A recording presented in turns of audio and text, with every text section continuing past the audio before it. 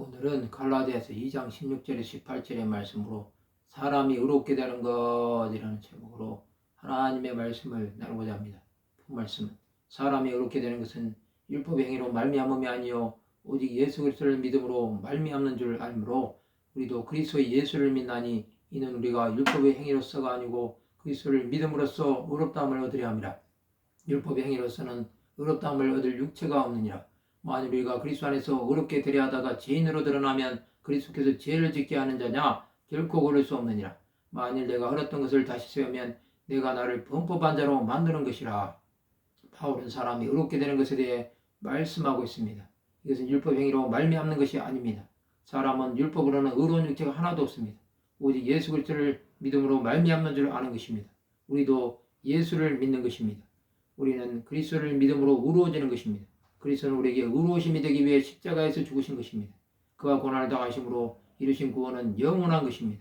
이 땅에 사는 사람은 율법으로는 의로울 수 없습니다. 그것은 율법은 죄를 생각나게 할 뿐입니다. 또 율법은 하나만 지키지 못해도 다 못 지키는 것입니다. 우리 안에 계신 주 예수는 사망의 권세를 깨뜨리신 것입니다. 우리는 그리스도 안에서 의롭게 될 수 있습니다. 그것은 그리스도의 보혈로 우리를 정결하게 하신 것입니다. 우리 이제는 어린 양의 보혈이 아니면 용서를 받을 수 없습니다.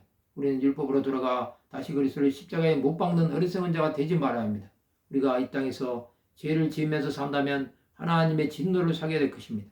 그것은 자신의 힘으로 살기에 아무런 유익이 없는 것입니다. 우리 안에는 그리스도의 용서하심이 있습니다. 우리는 그것을 믿음의 눈으로 바라보아야 합니다. 그러면 우리는 어떻게 살아야 할까요? 우리는 믿음으로 의로워질 수 없는 죄인임을 인정해야 합니다. 그것은 하나님의 은혜를 구하는 것입니다.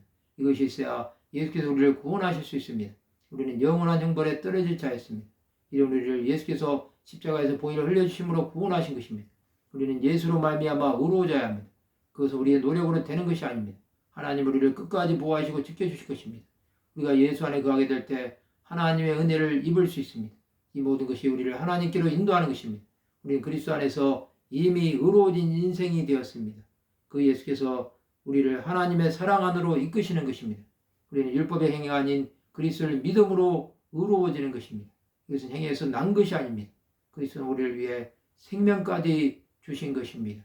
이것을 믿음으로 나가는 하나님의 백성들이 되어야 합니다. 우리에게 다가오는 환경과 상황의 어려움도 그리스도의 보혈로 이겨내야 하는 것입니다. 말씀을 마치고자 합니다.